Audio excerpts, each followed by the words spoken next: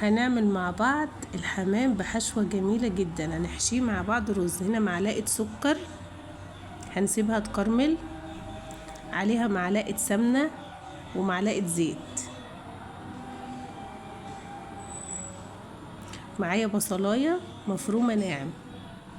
هنقلبها لحد ما تاخد اللون.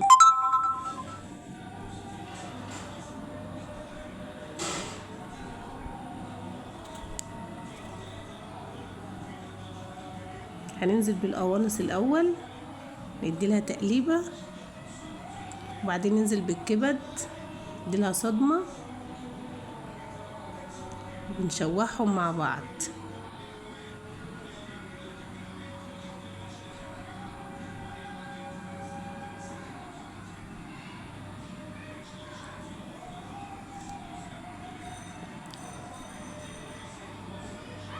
معايا كوبايه ونص من الرز المصري مغسول ومتصفي. هنقلبه كده كويس، هنفضل نشوح فيه.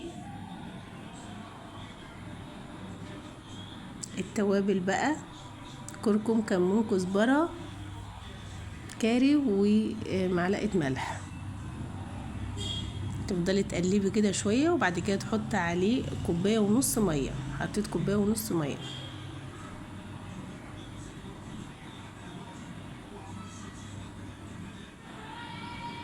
بتقلبيها لحد ما تتشرب الميه، وبعد كده تطفي عليها. كده تشرب الميه بطفي عليها النار، وبجيب الحمام بتاعي بقى وبفتح بين الجلد وبحشيه. ما تحشيهوش كله.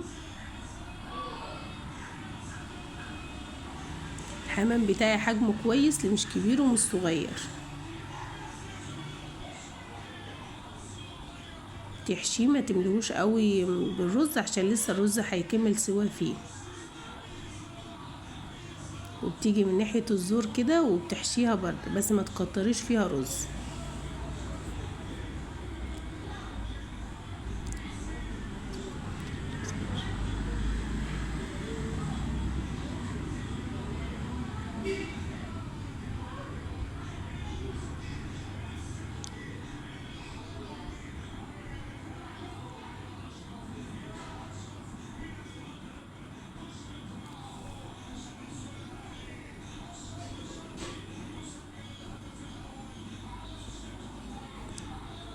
معايا هنا المية بتغلي، معايا بصل وطماطم وجزر، ورق لوري، وحبهان، عود قرنفل، وفلفل اسود.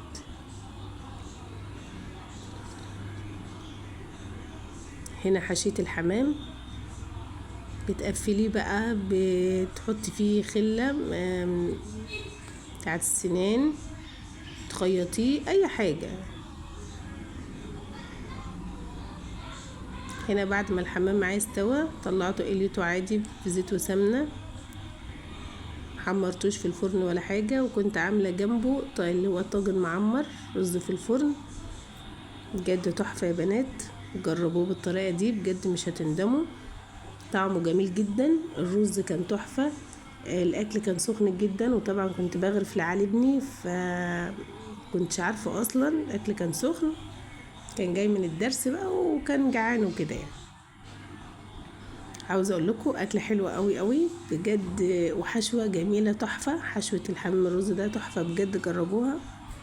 وده كان الاكل بتاعنا.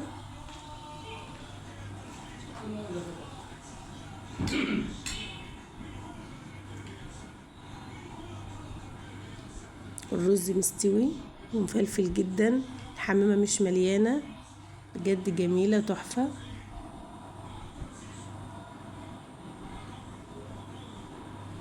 عاوزه اقول لكم علي ابني واقف جنبي، انا اللي بدوقه.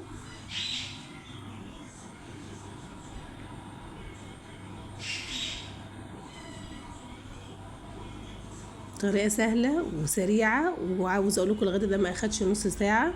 حمام ما خدش سوى حاجه خالص. جربوها ومتنسوش تحطوا لايك.